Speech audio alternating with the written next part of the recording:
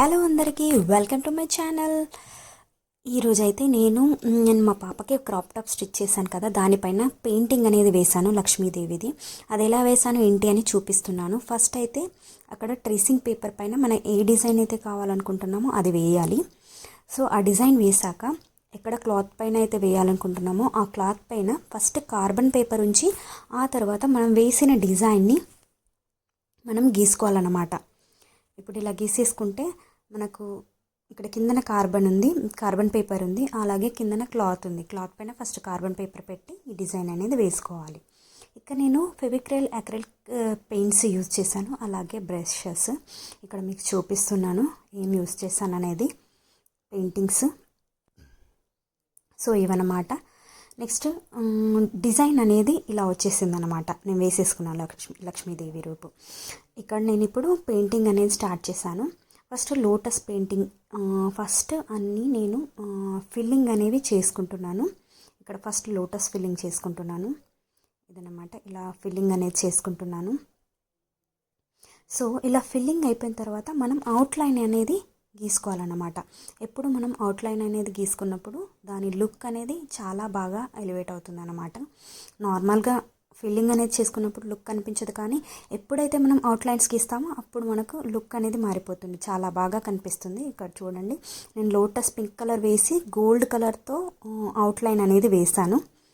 So ఇలా look అనేది మారిపోయింది అనమాట, ఎంత బాగా వచ్చిందో. తర్వాత అమ్మవారికి ఇంకా ఫేస్ అనేది నేను ఫిల్లింగ్ చేస్తున్నాను.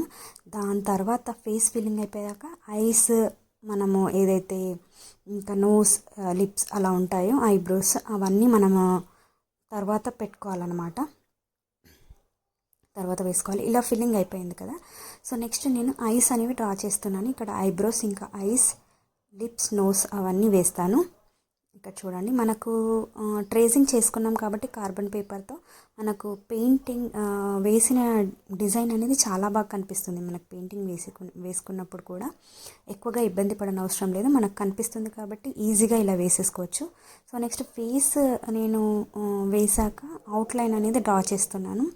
అవుట్లైన్ చాలా ఇంపార్టెంట్ అండి. అవుట్లైన్ వేయకపోతే మాత్రం అసలు లుక్ అనేది రాదు. నెక్స్ట్ ఇక్కడ శారీ ఏంటంటే రెడ్ కలర్ వేశాను, ఎందుకంటే నేను పాపకి లెహంగా రెడ్ కలర్ స్టిచ్ చేశాను కాబట్టి లెహంగా కలర్ వేస్తున్నాను.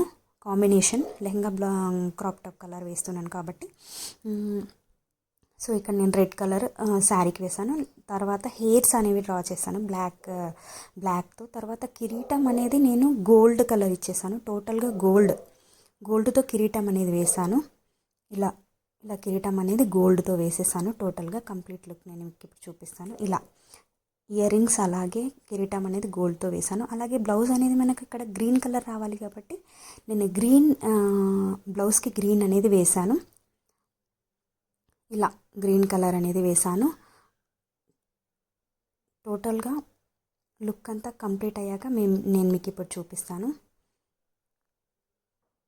ఇదన్నమాట. ఇలా వేసాక సో బార్డర్ అవుట్లైన్స్ మాత్రం కంపల్సరీగా మనం ఎప్పుడు వేసుకుంటేనే లుక్ అనేది మనకు బాగా కనిపిస్తుంది. చూడండి ఎంత బాగా వచ్చిందో లక్ష్మీదేవి. ఇప్పుడు నేను ఇక్కడ దీనికి ఎక్స్ట్రాగా కుందన్స్ అండ్ ఇక్కడ స్టోన్ చైన్ అనేది యాడ్ చేశాను, వడ్డానం లాగా. అలాగే కిరీటం పైన కుందన్స్ అనేవి యాడ్ చేశాను. లుక్ చూడండి ఎంత బాగా వచ్చిందో. చూడండి ఫైనల్ లుక్ ఇదన్నమాట. మీకు ఎలా అనిపించింది? నా వీడియో నచ్చిందా? Painting video. ఇంకా ముందు ఇంకా ఫ్యాబ్రిక్ పెయింటింగ్స్ ఇంకా చూపిస్తూనే ఉంటాను.